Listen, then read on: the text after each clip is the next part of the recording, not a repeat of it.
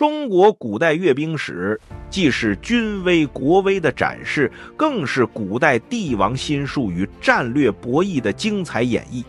旌旗蔽日不是为好，看铠甲闪光另有玄机。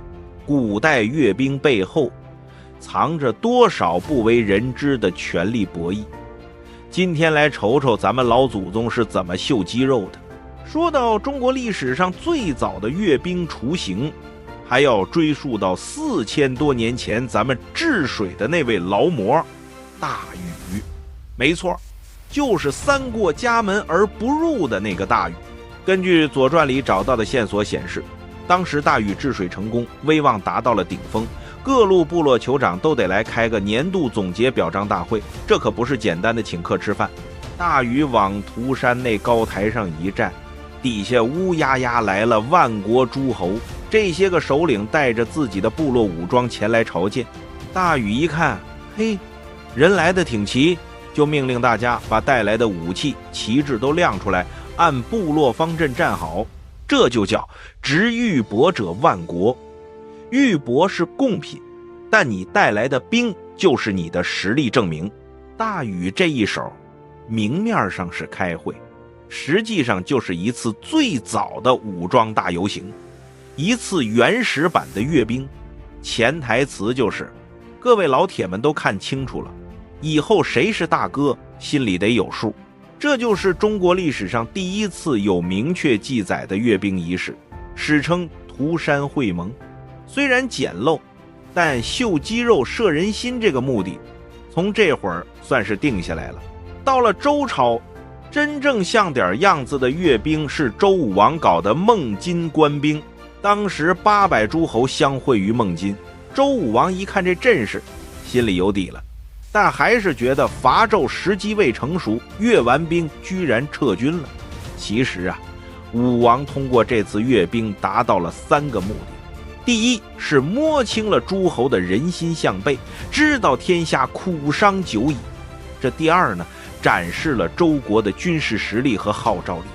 第三也是最重要的，试探了商纣王的反应。纣王听说孟津会盟后居然毫无反应，继续沉迷酒色，这就让武王彻底放心了。2年后，武王再次在孟津阅兵，这次规模更大，足30万人。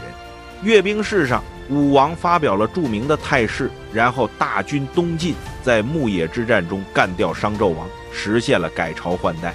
周礼下官大司马还有记载，大司马要以武校之法正国之兵，以时阅之。白话就是定期把军队拉出来，点名检查装备。别小看这事儿，那时候的阅兵不叫阅兵，叫阅师。最典型的形式就是田猎，表面上说是打猎，其实是周天子带着诸侯们拉着军队去野外跑一圈，比比谁的箭射得准，谁的战车跑得快。这么做，一来提升军队的士气，二来呢，老百姓看了觉得威风，心想我们天子牛啊。到了秦始皇这儿，那场面就更不一样了。公元前221年，秦始皇统一6国，成了中国历史上第一个全职皇帝，那不得好好显摆一下。据野史说，秦始皇在咸阳检阅100万大军，想象一下那画面，100万个兵马俑般的人物，一个个披着黑甲，拿着大铁剑，列阵如山，车兵、步兵、骑兵，阵法森严，每个人的表情发髻都不一样。这不就是一场被定格在永恒里的阅兵盛典吗？要说阅兵这词儿，到了汉代才正式叫起来的。汉朝皇帝们特别重视军事训练与校阅，每年秋季都搞一次秋社校阅或者都试。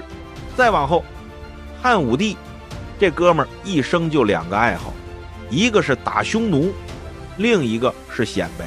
据《汉书》记载，汉武帝搞过一次上林苑大阅，在上林苑那个皇家园林里集结了10几万大军进行实战对抗演习，骑兵冲锋，步兵结阵，那场面估计把上林苑里的花花草草都给吓得不轻。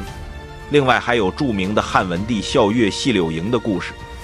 周亚夫将军屯军细柳，汉文帝去慰问视察，到了大营却被守门军官拦住了。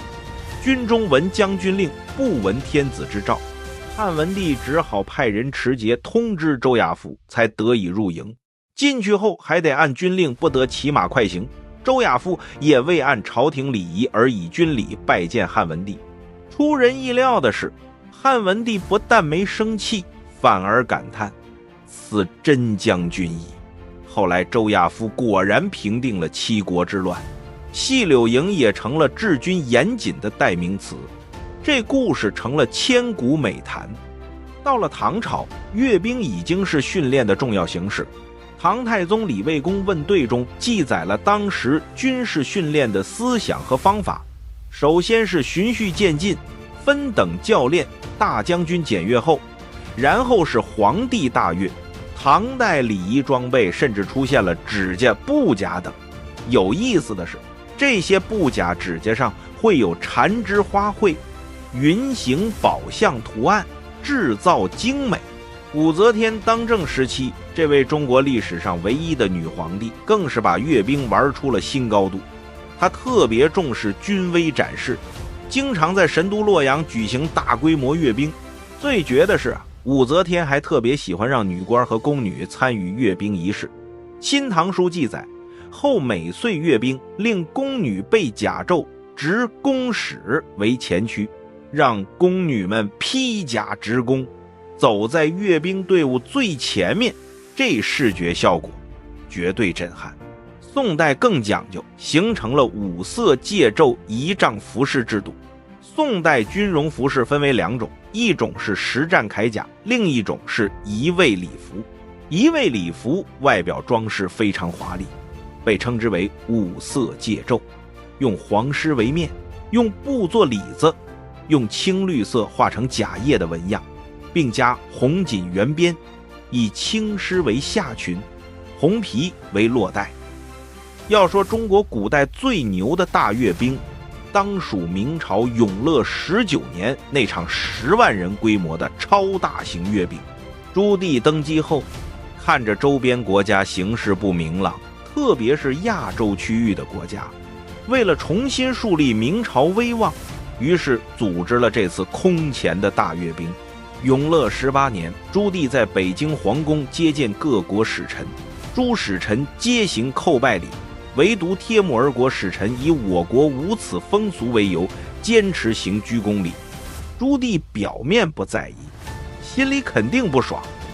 2个月后，各国使团接到通知，朱棣将在北京周边开始大规模的狩猎，邀请各国使团前往观览。当时正好有27个国家的使臣在北京，于是朱棣他亲自带着这帮外国友人浩浩荡荡地开赴阅兵场。永乐19年3月，狩猎在北京北边的怀来正式开始。据史料《明实录》记载，朱棣这次调集了经营3大主力，五军营、3000营、神机营，总兵力号称10万。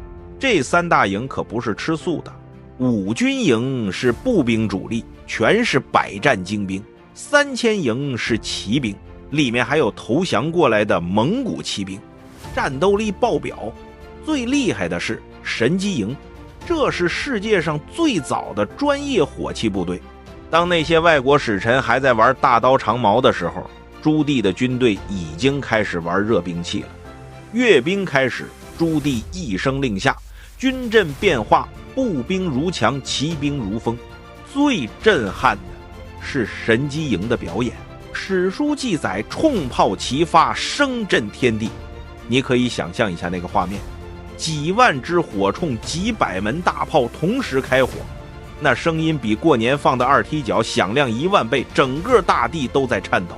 那些外国使臣哪见过这场面，估计当场就吓得腿软了，心里只有一个念头：我的天，这还怎么打？以后见了明朝大哥必须得绕着走。这场怀来大阅兵不仅是中国古代规模最盛大的一次，更是一次极其成功的外交威慑。他用最直观的方式向全世界宣告，大明王朝国力强盛，军威浩荡，是当之无愧的天朝上国朱棣的目的完美达成。大规模的狩猎行动持续了整整1个月。阅兵结束后，朱棣在土木堡的行营接见了各国使节。这一次，铁木儿国使臣带头下跪磕头，叩首触地，全然不顾我国无此风俗。铁木儿使臣还奉承说，这次铁木儿进献的名马，正是当年铁木儿国王的父亲生前南征北战专用的御用坐骑，赠送给朱棣，正是为了表达最崇高敬意。其后，中亚西亚国家与中国的友好关系一直绵延到明末。单是铁木儿帝国，中明一世向中国派遣使节的次数就有60多次。清朝也不甘示弱，清代检阅又称校阅，是8旗绿营由王大臣或督府定期检验部队教练的制度，也是促进军事训练的手段和形式。大阅是皇帝检验部队训练成果、考察部队战斗力的隆重的阅兵仪式。早在天聪年间，皇太极就曾举行过大阅。乾隆3年规定，以后大阅皆按照顺治16年订立，3年一次。清代乾隆皇帝检阅时所穿的大阅甲，现存故宫博物院明黄缎绣、五彩朵云金龙纹和海水江崖纹的棉大阅甲。此甲属于礼仪铠甲，甲的周身用了很多黄金材料，制作精美凸起的纹样，具有浮雕的效果。彩云金龙等纹饰彰显出皇帝的威严。各位看官，纵观中国古代4000年阅兵史，从夏禹涂山会盟到明清大阅兵，无不体现着国之大事在祀与戎的理念。这些阅兵既是展示军事实力，更是政治外交的重要手段。最后我只想说，东风61牛逼。如果您喜欢今天的内容，别忘了点赞、收藏、加关注，你们的支持就是我继续的动力。感谢各位，下期见。